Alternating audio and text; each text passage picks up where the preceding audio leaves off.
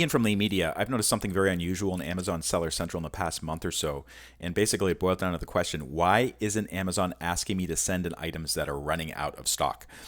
And if this video helps, please take a moment to like it and follow me. And I'll explain what's happening. So usually, let's take a look at this item right here, this 5-generation pedigree chart. So this is an item. This is an item that sells pretty well. 30 units per month. It's not a huge amount.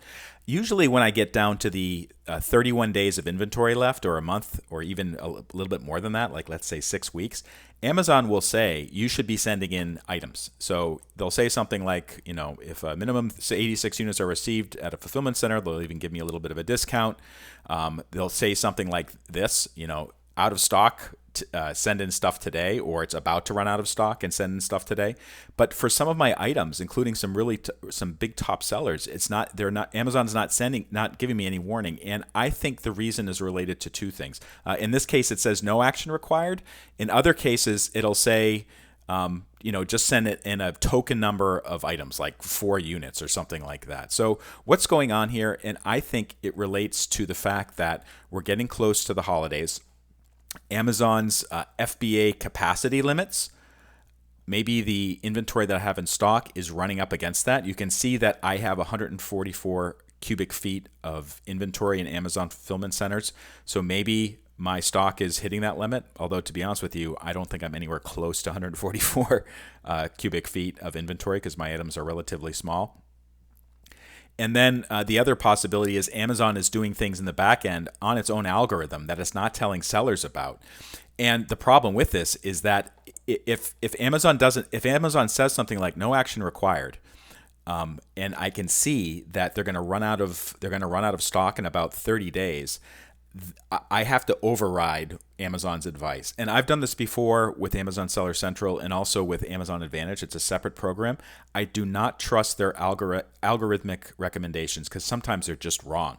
So in this particular case, what I'm going to be doing with my supplier probably in the next couple of days and say, hey, we need to cook up some more units to send into Amazon.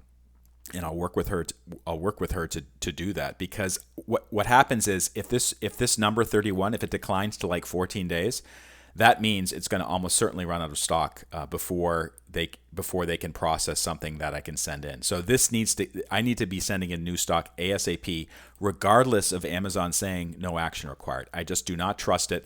And I've seen this happen with some other units, like this one right here. This is like one of my top sellers. It says no action required. And you can see, well, wait a second, there's 52 days left of inventory. That's because this morning I sent in another 300 units. So this one was actually dropping below 30 days. It's one of my best sellers, and Amazon was just saying no action required, which is just stunning to me. So don't trust Amazon's algorithm all the time. If you have the ability to send in more items based on your understanding of the marketplace, trends that take place over the year. So for instance, toward the end of the year, you're going to be getting more orders in line with the holiday. Then you should be getting prepared to send in more inventory or sending in more inventory. And just don't trust Amazon's algorithms and recommendations at face value. Certainly, you have to pay attention to capacity limits. So, and everyone knows this, especially as October and November rolls around. Like Amazon's fulfillment centers, they just do not want you sending in excess stuff, even if you know that they're selling a lot of items during the holiday period. So it's pretty frustrating, but there's ways to work around it. Fortunately, Amazon is letting me continue to send in items, even if it says no action required. But I do have to keep an eye on the FBA capacity limits. If this video helped, please take a moment to like it and follow me, and I shall see you next time.